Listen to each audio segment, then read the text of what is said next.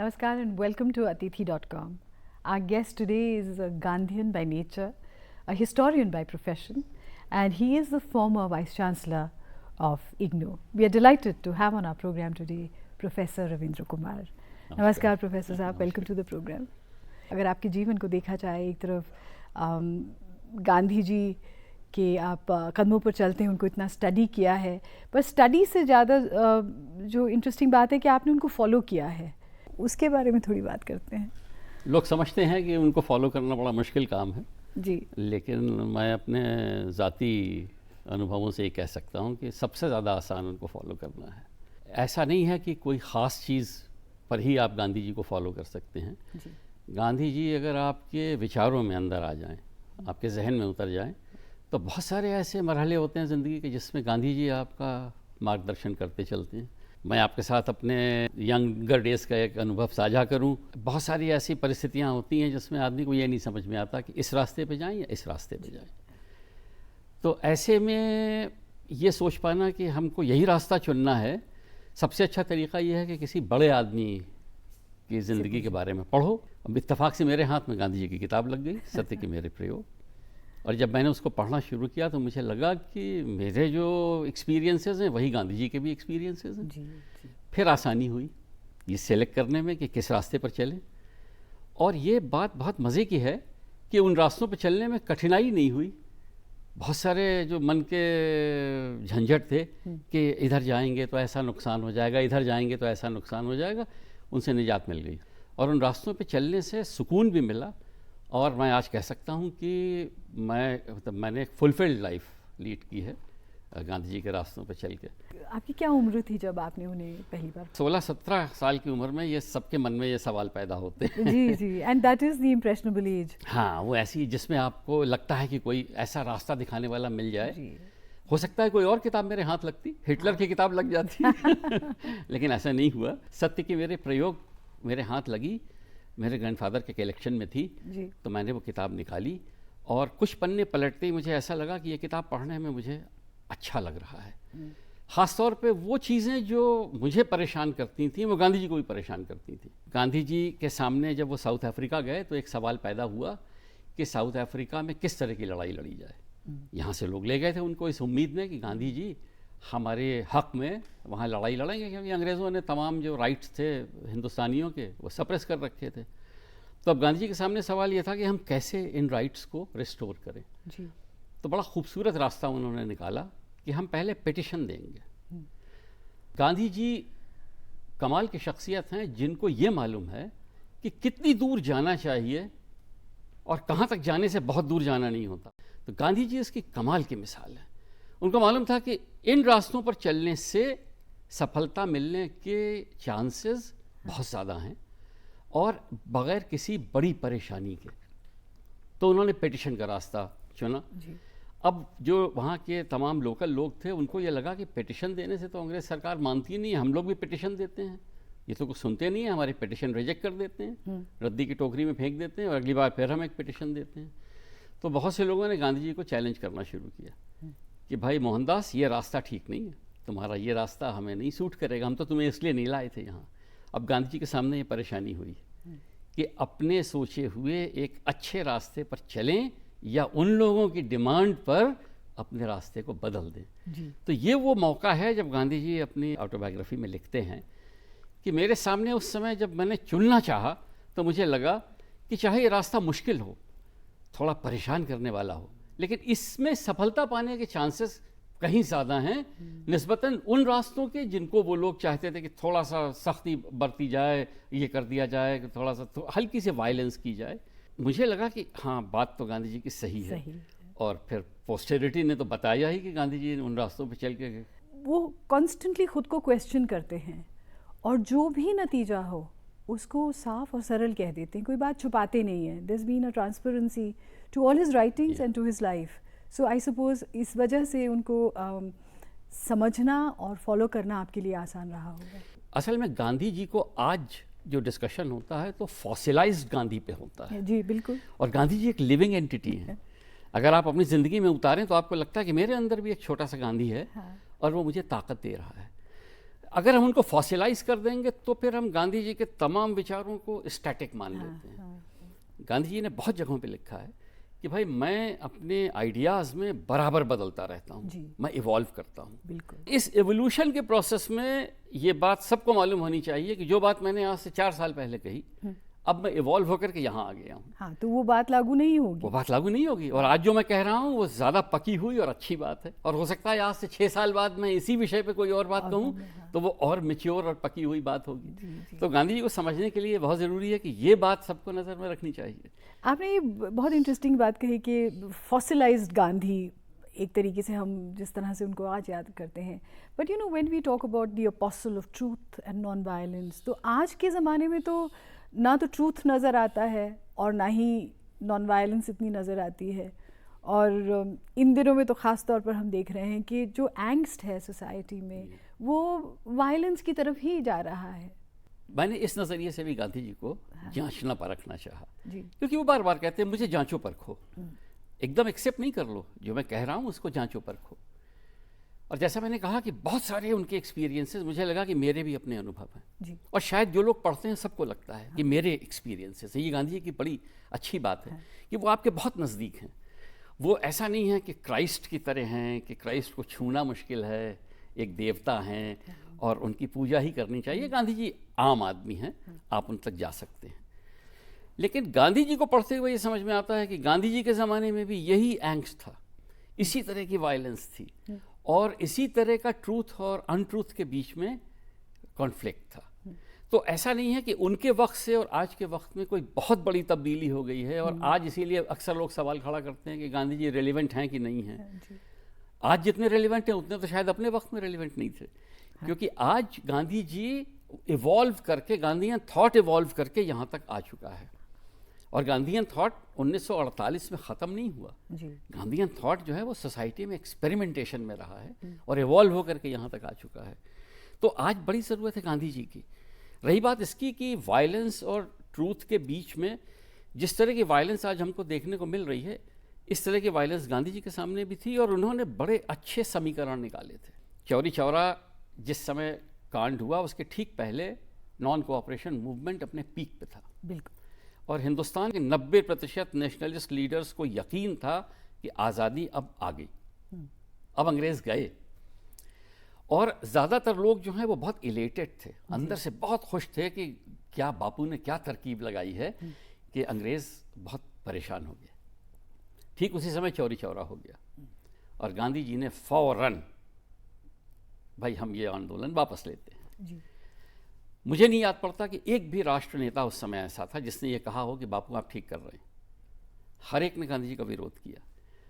और ये बात तो हमें माननी पड़ेगी कि उतने प्रबल विरोध के बीच में गांधी जी खड़े रहे। नॉन वायलेंस मेरा क्रीड है, मेरा कन्विक्शन है, उस कन्विक्शन से मैं कोई समझौता नहीं करने जा रहा। वायलेंस कहीं भी होगी तो मैं उसको अपोज करूंगा, किसी फॉर्म में भी होगी तो उसको अपोज करूंगा।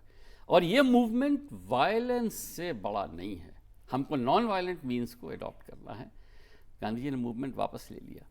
बड़ी मुश्किल हुई गांधी जी को, हर एक ने गांधी जी को क्रिटिसाइज किया, लेकिन वहीं समझ में आता है कि उनके अंदर का जो स्टील था वो इस तरह पका है और तजुर्बों से निकल करके बाहर आया। एक बात गांधी जी बार बार कहते थे कि जिन तरीक़ों से आज़ादी अख्तियार करोगे उन्हीं तरीक़ों का बराबर इस्तेमाल करते रहना पड़ेगा आज़ादी को बचाए रखने के लिए। अगर वायलेंट मीन्स से आज़ादी लाओगे तो आज़ादी को बचाए रखने के लिए वायलेंट मीन्स अडॉप्ट करने पड़ेंगे। नॉन वायलेंट मीन्स से लाओगे तो नॉन वायलेंट मीन्स। आपने इतिहास को कई नज़रियों से देखा है, ख़ास तौर पर जो मिडीवल हिस्ट्री है हिंदुस्तान की, उसके बारे में हम थोड़ी बात करते हैं, क्योंकि इतिहास का तो हर पहलू हमारे लिए ज़रूरी है। What has been your area of interest there? अपनी रिसर्च का काम अलीगढ़ मुस्लिम यूनिवर्सिटी में आकर के शुरू किया जी। और मुझे आते ही मेरे जो टीचर्स थे उन्होंने सजेस्ट किया कि मेरी चूँकि साइंस की बैकग्राउंड थी तो उनका कहना ये था कि मैं मेडिवल आर्किटेक्चर पे काम करूँ। अच्छा। और उससे मुझे साइंस के बैकग्राउंड से मुझे मदद मिलेगी जी। और वो ये नहीं चाहते थे कि मैं आर्किटेक्चर को एक बिल्डिंग की एस्थेटिक्स के पॉइंट ऑफ व्यू से एग्जामिन करूँ, वो चाहते थे कि मैं मेडिवल टेक्नोलॉजी में एंटर करूँ। अच्छा। कि आर्किटेक्चरल टेक्नोलॉजी क्या है, किस तरह की इस्तेमाल होती है। और किस तरह के उस टेक्नोलॉजी के इस्तेमाल से बिल्डिंग्स में ख़ास तरह के बदलाव आते हैं। जी। तो थोड़ी सी ट्रेनिंग मुझे सिविल इंजीनियरिंग की लेनी पड़ी और उसके बाद मैं तैयार हो गया और मुझे उन्होंने बस फ़ौरन फील्ड में उतार दिया और कहा आप जाइए बिल्डिंग्स को देखिए और उनकी टेक्नोलॉजी को एग्ज़ामिन करिए। उन्होंने कहा रॉयल बिल्डिंग्स पे बहुत काम हो चुका है, आप पब्लिक बिल्डिंग्स पे काम करिए। अच्छा। जो सार्वजनिक उपयोग में आने वाली बिल्डिंग्स हैं। तो उस समय तो हमने बहुत बड़ी फहरिस्त बनाई थी, लेकिन 2 बिल्डिंग्स ऐसी थीं जिन पर ख़ास तवज्जो मैंने दी। जी। एक तो कारवां सराय। ठीक है। कारवां सराय एक ऐसी बिल्डिंग है जो पब्लिक के इस्तेमाल में आने वाली बिल्डिंग है और मेडिवल पीरियड की हॉलमार्क बिल्डिंग है, क्योंकि उसके पहले हमें कारवां सराय देखने को नहीं मिलती। जी। ये तुर्कों के हिंदुस्तान में आने के साथ हिंदुस्तान में कारवां सराय का इंस्टीट्यूशन आता है। और दूसरी, उस ज़माने में बहुत सारे पुल बने। बड़े मज़े की बात यह है कि नदियों पर पुल बनाने का सिलसिला तुर्कों के आने के साथ शुरू हुआ। अच्छा। उसके पहले पक्के पुल नदियों पे बहुत कम देखने को मिलते हैं। अगर हम तुर्कों के पहले के हिंदुस्तान की बात करें तो पक्के पुल नदियों पे नहीं हैं। अच्छा। नाव के पुल हैं या टेम्परेरी पुल बना दिया जाता। The structure of the arch है, वो भी उनके आने के साथ हाँ, है। वो अपने साथ ये आर्च लेकर के आए। जी। एक बड़ी मज़े की बात यह है कि हिंदुस्तान में आर्च की नॉलेज थी बहुत पहले से। अच्छा। हमें बहुत सारे एग्जाम्पल्स मिलते हैं पुराने जिसमें आर्च का इस्तेमाल हिंदुस्तान में हुआ था, छोटे छोटे स्केल पे, यानी टेक्नोलॉजी से वाकिफ़ थे। लेकिन आर्च का बड़े पैमाने पर इस्तेमाल हिंदुस्तानियों ने नहीं किया। उसकी एक वजह थी, क्योंकि हिंदुस्तानी ज़्यादातर अपना काम जो है वो बड़े पत्थरों की बिल्डिंग से करते थे और उनमें आर्च बनाने की गुंजाइश कम थी, ना उनके लिए बड़ा फ़ायदेमंद था। तुर्क जब हिंदुस्तान आए तो उन्होंने आर्च इंट्रोड्यूस कर दिया, क्योंकि आर्च उनका एक हॉलमार्क फीचर था टर्किश आर्किटेक्चर का। जी। और शुरू शुरू में अच्छे आर्च नहीं बनते थे, जिसको हम कहते हैं फॉल्स आर्च बना करते थे। आर्च की शक्ल दे देते थे, आर्च की टेक्नोलॉजी नहीं इस्तेमाल होती थी, लेकिन बहुत जल्दी एक 100 बरस के अंदर आर्च बनाने की टेक्निक उन लोगों ने परफेक्ट कर ली थी। और फिर हिंदुस्तान ने आर्च बनाने की टेक्निक में जो परिवर्तन किए वो कमाल के परिवर्तन थे। अच्छा। उन्होंने छोटे छोटे बहुत सारे एडजस्टमेंट किए और उन एडजस्टमेंट का नतीजा ये हुआ कि इकोनॉमिकली बनने लगे आर्च, अच्छी क्वालिटी के आर्च बनने लगे और उनकी लोड बियरिंग कैपेसिटी जो है वो ज़बरदस्त हो गई। तो आर्च बनाने की टेक्निक के साथ ही हिंदुस्तान में एक नई तरह की बिल्डिंग्स इंट्रोड्यूस हो गई, जिसको हम कारवां सराय कहते हैं। बिल्कुल। ये बिल्डिंग जो है इसमें ज़्यादातर हमको आर्च देखने को मिलता है और ये पब्लिक बिल्डिंग के तौर पे उन्होंने बनानी शुरू की। इंस्टीट्यूशन अपने साथ लाए थे, टेक्नोलॉजी हिंदुस्तान में इवॉल्व की और बड़े बड़े स्ट्रक्चर बनने शुरू हो गए। तो मेरे स्टडी का सब्जेक्ट ये तय हुआ कि मैं कारवां सराय को केयरफुली एग्जामिन करूँ।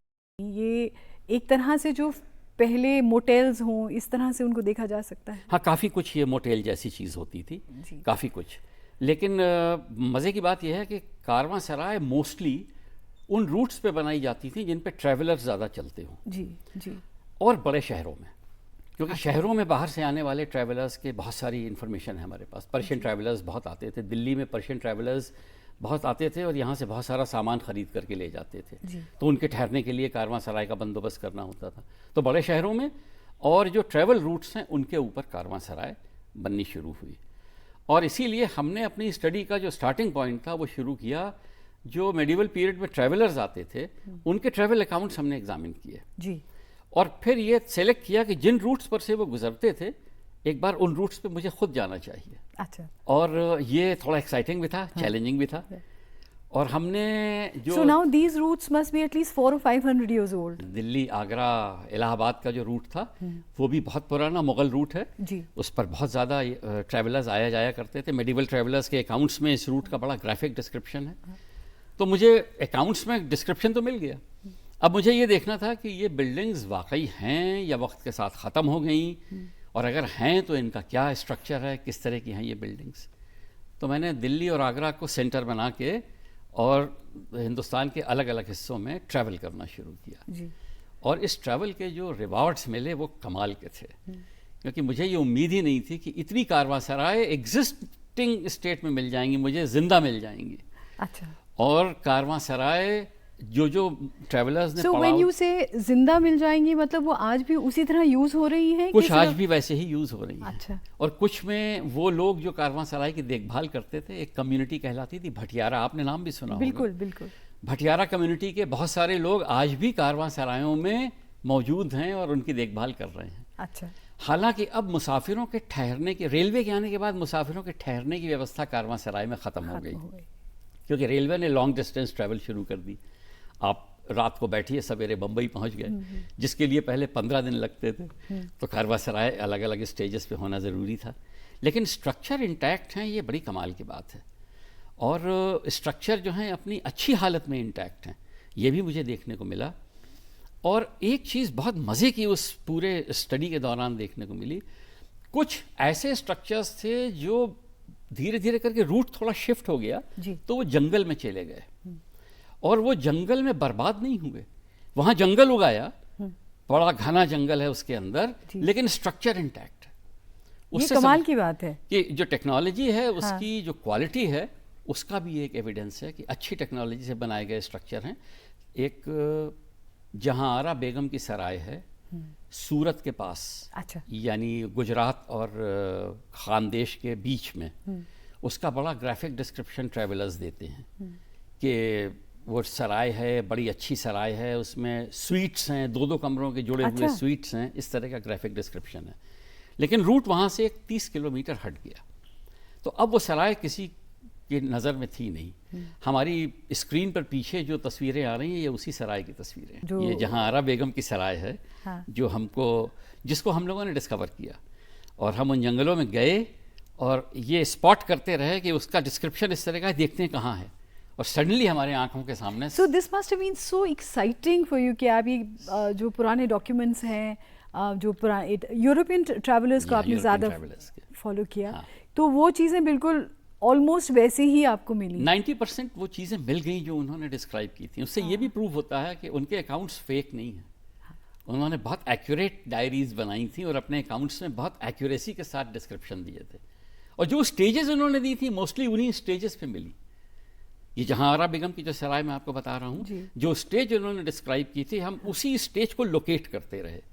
और धीरे धीरे धीरे धीरे हम उस तरफ बढ़ते गए। सडनली भी नोटेड कि अरे सामने तो बहुत बड़ा स्ट्रक्चर खड़ा हुआ है, और ये वही सराय है। अगर हम एक रूट लें, जैसे जो सिल्क रूट से कलकत्ता तक का रूट है, जो जीटी रोड का रूट है, तो अगर उसके बारे में सोचा जाए तो अभी भी एक रोमांच सा होता है कि हमारे देश की संस्कृति उसी रूट पर ट्रैवल की है, भक्ति मूवमेंट उसी रूट पर ट्रैवल किया है ना? बिल्कुल, आप ठीक कह रही हैं। हमारी कल्चर जो है वो, उसकी इंटेग्रिटी भी है और उसका स्प्रेड भी है, वो उसी रूट पर है।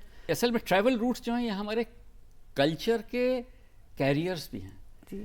और हमें बहुत सी बिल्डिंग्स ऐसी इस बीच में देखने को मिली जहाँ पर कल्चर कंजर्व होता है। कानपुर और दिल्ली के बीच में एक बिल्डिंग है जी, वो सराय अजीत मल के नाम से जानी जाती है। अच्छा। एक उस समय के कायस्थ ज़मींदार थे बड़े जी, उन्होंने वो सराय, कहते हैं कि वो सराय उन्होंने इस्टेब्लिश की। जब हमने बहुत गौर से उसको एग्जामिन किया, केयरफुली एग्जामिन किया, तो पता चला कि कोई पुरानी सराय थी, उसको अजीत मल ने रेनोवेट कर दिया था। अच्छा। और ये शायद 17th या 18th सेंचुरी में किया हो, एग्जैक्ट डेट उसकी डिसाइफर करना ज़रा मुश्किल था, लेकिन पूरी बिल्डिंग सराय की इंटैक्ट खड़ी हुई थी, और उसके एक हिस्से में भटियारे आज भी मौजूद थे, जिनसे पूछने पर पता चला कि सब लोग कह रहे थे हम 200-250 साल से यहाँ रह रहे हैं। ये भी एक बहुत अच्छा हिस्टोरिकल फैक्ट है कि सराय ओरिजिनली किसने बनाई, उसका क्या धर्म था, और फिर उसको रेनोवेट किसने किया, उसका क्या धर्म था। इन चीज़ों से कोई फ़र्क नहीं पड़ता। हाँ, इससे कोई फ़र्क नहीं पड़ता। और सराय, जैसा कि बाद में समझ में आया कि ज़्यादातर स्टेट ने बनाई। हाँ। स्टेट के अलावा हमें बाद में एविडेंस मिलनी शुरू हुई कि बड़े महाजनों ने बनाई, क्योंकि फिर चैरिटी का काम हो गया ये बनाना, सराय बनाना। शुरू में तो स्टेट का इंटरवेंशन है, बड़े स्केल पे स्टेट बना रही है। These were secular structures. These were secular structures. इसमें हर कौम के, हर फिरके के आदमी को जगह मिलती थी, बिना इस भेदभाव के कि वो कहाँ से आया है, कैसा है।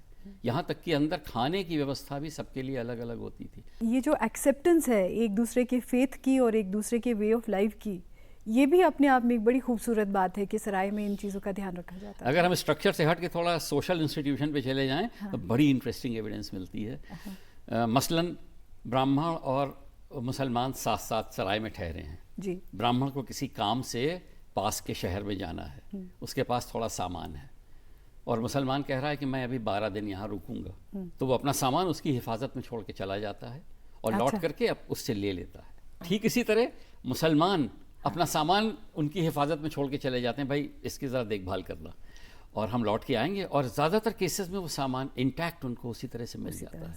आपके एक कॉलीग हैं जो आपके बारे में कुछ हमारे प्रोग्राम में कहना चाहते हैं, तो आइए उनकी बात सुनते हैं। नमस्कार सर, बहुत अच्छा लग रहा है सर आपको देखकर। जब भी आपसे मिलता हूँ, आपको देखता हूँ, एक गहरी सकारात्मकता मेरे भीतर आती है, और मैंने बराबर यह महसूस किया है कि आपके व्यक्तित्व के निर्माण में, आपके चित्त के निर्माण में राष्ट्रपिता महात्मा गांधी और विश्व के महान साहित्य का अद्भुत संयोग है, वरना यह सकारात्मकता आ ही नहीं सकती थी। आपके साथ काम करने का अवसर मिला है, और वहाँ भी मैंने यह देखा है कि जिस गहरी अंतर्दृष्टि, इतिहास दृष्टि और विश्व दृष्टि के साथ आप काम करते हैं, वह हमारे समय में विरल है। लगातार अपने साथियों को आगे बढ़ाने का उद्यम करना, उन्हें प्रोत्साहित करना, कोई आपसे सीख सकता है। आपसे घंटों कोई चाहे तो हिंदी, उर्दू, अंग्रेजी साहित्य पर, संस्कृत साहित्य पर बात कर सकता है। एक इतिहास के प्रोफेसर का साहित्य में इस तरह होना, दखल रखना एक बड़ी बात है। मुझे लगता है इससे दोनों अनुशासन समृद्ध होते हैं। जिस तरह से आप हमारी जो कल्चर है उसको सहेज रहे हैं through your studies, this is very interesting. मुझे लगता है कि ये इन बिल्डिंग्स को जी, पंजाब गवर्नमेंट ने एक एफर्ट किया इनको कंजर्व करने का, जी, और पंजाब, दिल्ली पंजाब के रास्ते में जो सराय थी उनको कंजर्व किया गया है। अब बड़ी खुशी की बात है कि वो स्ट्रक्चर्स अब अपनी अच्छी हालत में मौजूद हैं। कुछ दिनों पहले एक फिल्म आई थी, रंग दे बसंती। जी, जी, जी। रंग दे बसंती में एक शॉट है जिसमें ये तमाम लड़के एक छत पर खड़े होकर के जहाज देखते हैं। बिल्कुल, हाँ। वो एक सराय की छत है, और उस सराय का नाम है लखपत सराय। वो जालंधर और लुधियाना के बीच में सराय है, औरंगजेब की बनवाई हुई सराय है। जी। इंटैक्ट है वो सराय। 130 कमरों की सराय है। इतनी बड़ी? जी, बहुत बड़ी सराय है। हाँ। और इस वक्त वो एक पंजाबी एग्रीकल्चरिस्ट के कंट्रोल में उसका कोर्टयार्ड है। अच्छा। और वहाँ वो अच्छी खेती करते हैं, और इस बहाने थोड़ा सा सराय का कंजर्वेशन भी करते हैं। वो मौजूद है, इंटैक्ट है वो सराय। तो एक मिसाल तो मैंने आपको ये दी कि सराय का बहुत तरह से इस्तेमाल होता है, कि इस्तेमाल ये भी है। एक और बहुत मज़े की बात यह है कि कुछ सराय हमें ऐसी देखने को मिली जो 5 स्टार होटल थी। अच्छा। जी हाँ। अच्छा, उस वक्त भी इस तरह के, उस वक्त भी ये कन्वेंशन था, और ये नोशन था कि भाई अमीर लोग आ रहे हैं, इनका आम आदमियों की सराय में गुजारा नहीं होगा, तो इनके लिए ज़रा एक अच्छी सराय बनवानी आलीशान चाहिए। टाइप की होनी चाहिए। और एक बड़ा डिटेल डिस्क्रिप्शन ऐसी एक सराय का दिल्ली में मिलता है। जी। पर अफसोस की बात यह है कि अंग्रेज़ों ने उस सराय को नेस्तो नाबूद कर दिया, और उसकी जगह टाउन हॉल खड़ा कर दिया। अच्छा, टाउन हॉल मतलब जो दिल्ली का टाउन हॉल है चांदनी चौक का, जी, जी, जी। वहाँ पहले एक सराय हुआ करती थी। अच्छा। जो रिजर्व थी सिर्फ पर्शियन ट्रैवलर्स के लिए। अच्छा। और हमारे पास डिस्क्रिप्शन है कि वहाँ पर्शियन ट्रैवलर्स अपने कालीन गलीचे लेकर के आते थे, जो हिंदुस्तान में बड़ी डिमांड में थे, और हीरे जवाहरात लेकर के आते थे। अच्छा। और इनके सेफ कस्टडी के लिए उस सराय में बाकायदा बंदोबस्त था। स्ट्रॉन्ग रूम हुआ करते थे जिसके अंदर ये सामान ठीक से रख दिया जाए, और इस सामान की हिफाजत हो, और स्टेट की तरफ से प्रोटेक्शन मौजूद हो। जो आजकल के 5 सितारा या 7 सितारा होटल। 5 सितारा होटल। और खाने के लिए भी ये डिस्क्रिप्शन है कि उनके लिए ख़ास खाना तैयार होता था। अच्छा। और एक कमरा नहीं, उनके लिए 3-3 कमरों के स्वीट हुआ करते थे, आपस में जुड़े हुए, जिससे कि एक में अपना सामान रखें, एक में आराम से रहें। तो बड़ा डिटेल डिस्क्रिप्शन है इस तरह का हमारे पास, कि ऐसी बड़ी सराय भी हुआ करती थी। दिल्ली में कहा जाता है कि 100-150 सराय थी एक वक्त पर। दिल्ली शहर में तो नहीं है 100-150, लेकिन दिल्ली के आसपास ज़रूर काफ़ी सराय रही होंगी, क्योंकि दिल्ली में ही 7-8 सराय स्ट्रक्चर्स आज भी इंटैक्ट हैं। मतलब कुछ बहुत अच्छी हालत में हैं, कुछ थोड़े से ख़राब हो गए हैं, लेकिन करीब करीब 8 स्ट्रक्चर जो हैं वो अभी मुझे देखने को मिले दिल्ली में। ये बादली करके एक गांव है। जी, जी। बादली में आज 2 गेट्स खड़े हुए दिखाई देते हैं। ये एक सराय थी, बड़ी सराय थी, और 1857 के गदर में जो रिबल्स थे उन्होंने इसके अंदर पनाह ले ली थी। और बाद में अंग्रेज़ों ने इसको तोप से उड़ा दिया था, तो उसके गेट बचे, बाकी स्ट्रक्चर उसका ख़त्म हो गया। तो इस तरह के हमारे पास काफ़ी डिस्क्रिप्शन है। सड़कों के नाम देखते हैं, जैसे सराय काले खां या फिर यूसुफ सराय, वो अब एक बहुत बड़ा बाजार है, लेकिन वहाँ सराय है। यूपी को लेकर ये स्टडी की थी जी। और ये पता चला कि यूपी में करीब करीब 300 सराय के नाम पर या तो छोटे कस्बे हैं या मझोले किस्म के शहर हैं, तो जाहिर है कि वहाँ किसी न किसी तरह की सराय रही होगी। हो सकता है कि बहुत बड़ी सराय ना हो, 50 कमरों की सराय हो, 40 कमरों की सराय हो, क्योंकि ज़रूरत के हिसाब से सराय के साइज़ में परिवर्तन होता रहता था। अगर बहुत ज़्यादा ट्रैवलर्स गुजर रहे हैं तो 100 कमरों की सराय है। जैसे मथुरा के पास एक सराय है, वो 230 कमरों की सराय है। अच्छा, इतनी बड़ी? इतनी बड़ी। इससे लगता है कि उस पर ट्रैफिक काफ़ी थी और वो एक हॉल्टिंग स्टेशन था और वहाँ बहुत सारे ट्रैवलर्स रुकते थे। औरंगज़ेब की बनवाई हुई सराय है, तो इतनी बड़ी सराय भी देखने को मिलती है। लेकिन छोटी मझोली सराय, और उन सरायों के ख़त्म हो जाने के बाद नाम उनका उन शहरों के साथ जुड़ गया। आपके ऐसे बहुत से प्रशंसक हैं जो आपके वर्क को एडमायर करते हैं, उन्हीं से ज़रा सुनते हैं उनकी राय क्या है आपके बारे में। नमस्कार। आपके बारे में जितना कहा जाए उतना कम है। My association with you has been almost 12 years old, and it's, you know, a never ending relationship, never ending process, what I can call. And you know, I have known you since I joined the Indira Gandhi National Open University in 2008 during my research program as the research and teaching assistant in Indira Gandhi National Open University.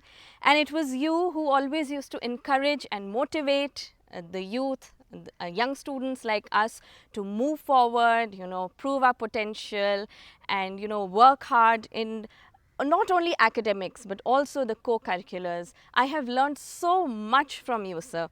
And you know, the way, the knowledge you had, and even you have today as well, when we hear you for your various talk shows and your sessions, the kind of you know, knowledge you have in the various fields and subjects, it is absolutely par excellence. आपने बताया कि कैसे तुर्कों के साथ सराय हिंदुस्तान में आई, तो क्या जो डोम स्ट्रक्चर है वो भी उनके साथ ही आई थी? डोमिकल स्ट्रक्चर भी तुर्कों के साथ ही हिंदुस्तान में आया, क्योंकि ख़ास तरह से एक ख़ास टेक्नोलॉजी हिंदुस्तान में आई जिसको आर्क्वेट टेक्नोलॉजी कहते हैं। हाँ।